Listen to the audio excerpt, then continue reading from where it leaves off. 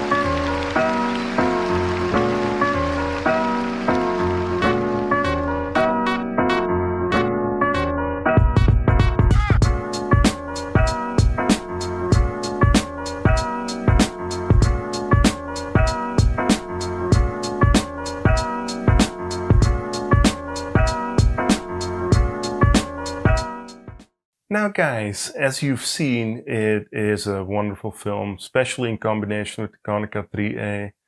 Konica IIIA is so sharp, and so is this film. And it's similar to the Ilford Pen 50 that I shot last week, due to its sharpness, but it's different. Pen 50 definitely has a classic grain structure, but Acros II has what's called a sigma type grain. And not to get too technical, but it has everything to do with the edges of the granules. So they come closer together and therefore look smoother. And they reflect the light much less, and therefore it looks sharper. And therefore it's a wonderful film for portraiture, as you see here in my beautiful girlfriend. And I'm looking at her on my cell phone here. Wonderful portrait. Of course, again, my cell phone went out, so let's get back in there real quick. And it's a wonderful film for portraiture, as you can see here. Yeah, I'm looking along at on my cell phone. As you can see here, it's so smooth on the skin. And this is measured for her skin. Just beautiful, just gorgeous.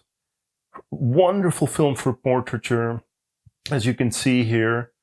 Yeah, the inky blacks too. If you look at the bed of my truck, you can see that it's an orthopanchromatic film, and therefore you get more inky blacks, a little bit more inky than the Pen 50.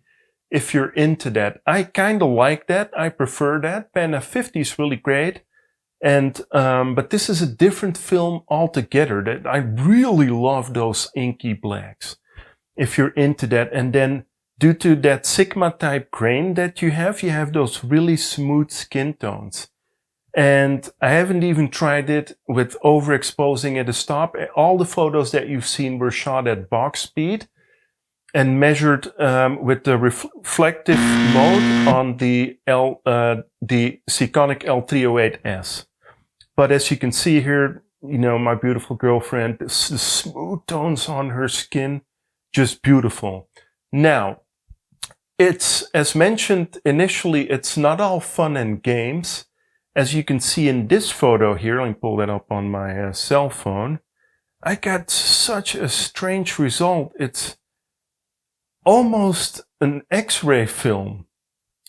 And I had it on two other frames. I won't bother you with those because otherwise the video will be a bit too long. But I can nerd out on that all day long. But it looks like an X-ray film. I think it has a lot to do with the developer. I developed the role in DDX. I don't think that's the correct developer for this film. I'll definitely dive in deeper. Maybe D76 is probably better, or ID11. I'm going to experiment with that some in the future. But as you can see, it's yeah, a completely different result. I don't necessarily dislike it, but it's just something that was totally unexpected. And it could also be because of the orthopanchromatic nature of the film. I have to do some research on that. But yeah, this isn't what I expected. Here I measured for the darks and the lights, and this is just how it came out. But guys, on the whole, Acros II is just amazing. I love that film.